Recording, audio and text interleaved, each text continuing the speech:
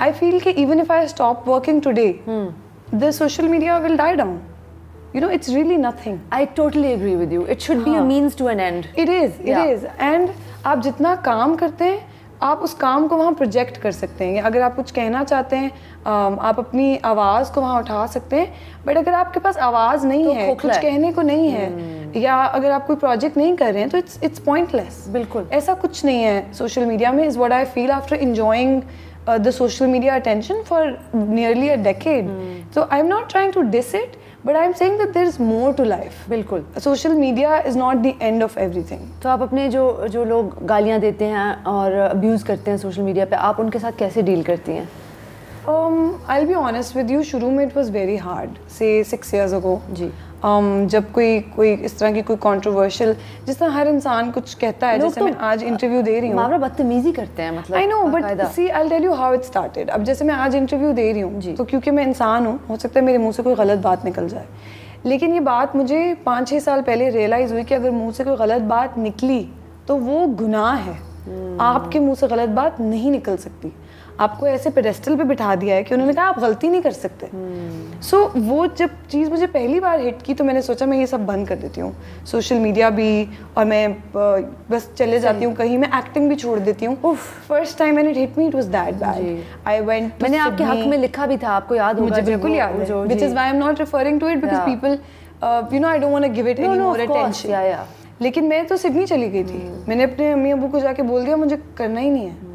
मैंने कहा आप इतनी यंग थी उस वक्त. एग्जैक्टली, एंड इट अफेक्टेड मी. नहीं अब मुझे लगता है मैं बड़ी हो गई, बहुत यंग है. लेकिन तब I feel like I had a very fragile mind. I didn't know how to protect myself. कि आप किन चीज़ों पे ये सोच सकते हैं कि ये नॉइज़ है. बिल्कुल. You know, तब ये मुझे नहीं पता थी डिस्टिंक्शन. मामला वैसे वक्त के साथ ही पता चलता है. तो मैं तो चली गई सिडनी. मैंने अपने माँ बाप को कहा मुझे ये करना ही नहीं है. मैंने कहा लोग मुझे थ्रेटन कर रहे हैं, दे विल किल मी, क्योंकि मैंने कुछ गलत कह दिया है.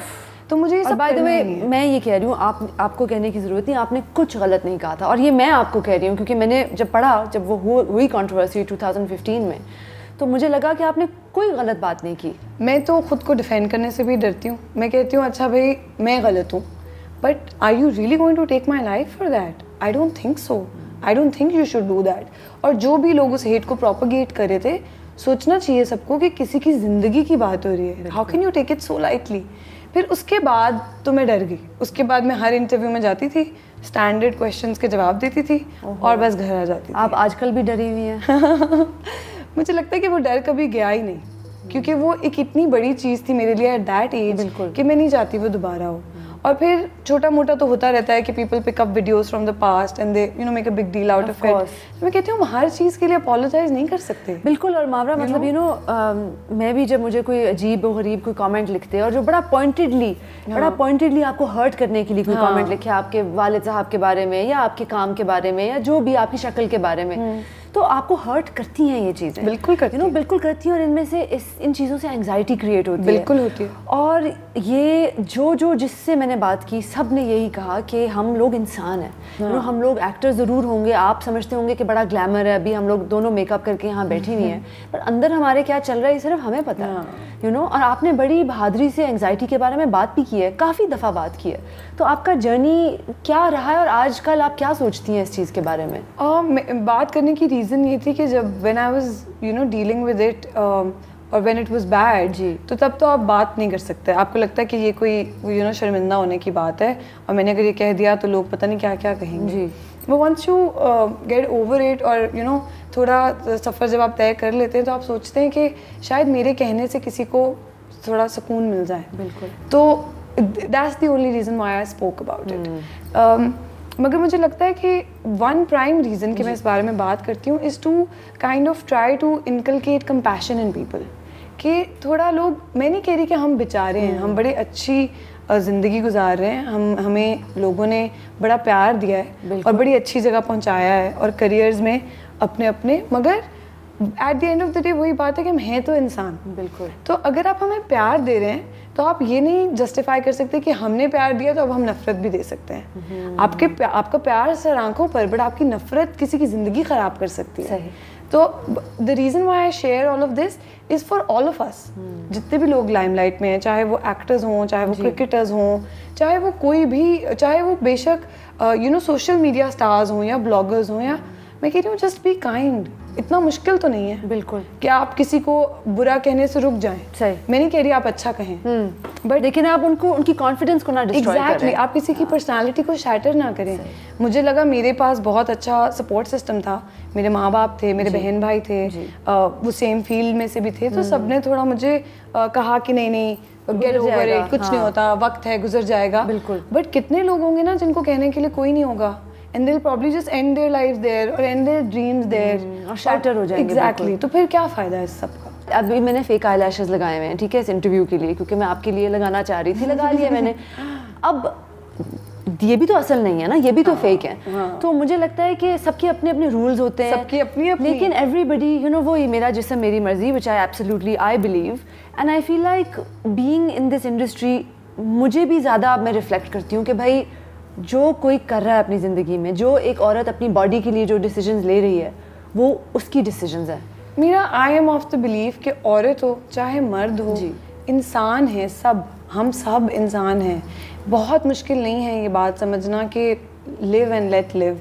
कितनी सदियों से लोग ये कहते आ रहे हैं लिव एंड लेट लिव, अभी तक समझ नहीं आ रही हमें।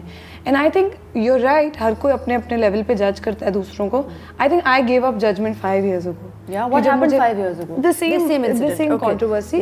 कि मुझे लगा कि अगर मेरी कहीं भी बात इधर तक ब्लो अप कर सकती है, तो किसी की शायद कोई और कहीं भी बात भी वो उस तरह से मीन ना कर रहे हो। So it just gave me a sense of compassion and the ability to empathize with others and to think from कि अगला बंदा क्या सोच रहा होगा, to be able to think from other person's perspective। कि आप अपनी एक सोच पे, और आई थिंक ज़िंदगी में मैं इस वक्त अगर आप पूछें तो मेरी किसी भी चीज़ के बारे में सोच फिक्सेटेड नहीं है। मेरे सामने आप किसी भी तरह का इंसान ले आए, I am able to hopefully think from their perspective कि जो वो हैं वो किसी वजह से होंगे। मुझे नहीं जानना आपकी वजह क्या है, मुझे नहीं जानना आप गलत हैं कि सही हैं, मुझे आपको रिजल्ट कार्ड देना ही नहीं है। मैं कह रही हूँ आप मुझे ना दें, आप अपनी ज़िंदगी जिएं, मुझे मेरी जीने दें। और मैं ना आपकी तनकीद करूँगी ना आपको जज करूँगी। और पता है कुछ नहीं होगा अगर the world will not collapse with one less opinion और वन लेस क्रिटिसिज्म। अगर हम थोड़ा एक दूसरे को स्पेस देंगे ना जीने की, तो may be this world will become a better place. So I'm just trying to attempt to do that with my social media also। I try कि अगर मेरी बात से 5 लोग भी ये बात समझ जाते हैं कि kindness is important, compassion is important, तो वो मेरे लिए वो 5 लोग भी मेरी जीत है।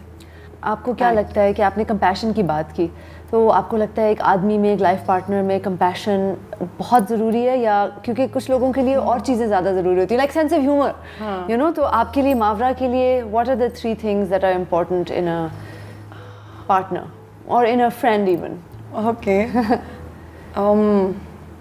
Of course compassion is important, not just in a partner but in a friend, in family members, in even like the people we meet at work। It is important कि सब एक दूसरे के साथ थोड़ा बस behavior अपना kind कर लें, थोड़ी judgments अपनी नीचे ले आएं। बिल्कुल। So that allows everyone to breathe। और मुझे लगता है कि एक चीज़ जो मेरे लिए बहुत ज़्यादा important है, that's कि दूसरे इंसान को भी ख्वाब देखने आते हो, क्योंकि अगर कोई और, जब मैं किसी इंसान से मिलूंगी ना और वो ख्वाब नहीं देखता होगा, तो वो मेरे ख्वाब या मेरी विशेस या मेरी जो मेरे अंदर हमेशा से एक विश है to keep growing. That could be in my career, that's lovely that could be in my career या एजुकेशन वाइज, या ज़िंदगी में सिर्फ एज अ ह्यूमन बीइंग कि मैं कल सुबह उठूँ तो मैं बेहतर इंसान बनते रहूँ। So for someone to understand that, ज़रूरी होगा कि उस इंसान में भी वो ग्रोथ हो, बेशक मेरे जैसी सेम ना हो, मुझसे ज़्यादा हो या कम हो, बट अंडरस्टैंडिंग हो for growth, for dreams, for betterment, self improvement. हाँ, तो वो I think that's very very crucial for me। That's very amazing important। And other than that, are you आपको ड्रेस सेंस और ये चीज़ें जो काफ़ी लोगों के लिए, I think maybe I thought like that when I was 21। As you grow ना आपको realize होता है कि कोई इंसान कैसा है, ये सबसे ज़्यादा ज़रूरी बात है। बिल्कुल। और आप मतलब you can bring the best looking person in the world or the richest or whatever, लेकिन अगर वो इंसान अच्छा नहीं होगा तो आपका तो कुछ, आप क्या काम आप क्या करेंगे? आप क्या करेंगे बुरे इंसान के साथ? बिल्कुल। सो होपफुली अल्लाह करे कि ज़िंदगी में हम अच्छे लोगों से ही मिलें। बिल्कुल। और आई थिंक ये बड़ी इंपॉर्टेंट बात है मेरे लिए, इवन दोस्तों में भी। I feel like with age I am growing, मुझे लगता है कि मैं I am shedding every year. Shedding friends? No, not shedding friends, like shedding as a person. Okay. कि आपके beliefs होते हैं, आपके कुछ You're basically letting go. You're letting go of a lot. हाँ, कि आप बहुत कुछ साथ लेके चल रहे होते हैं और फिर suddenly you start to shed कि नहीं, इसमें से तो कुछ ज़रूरी है ही नहीं।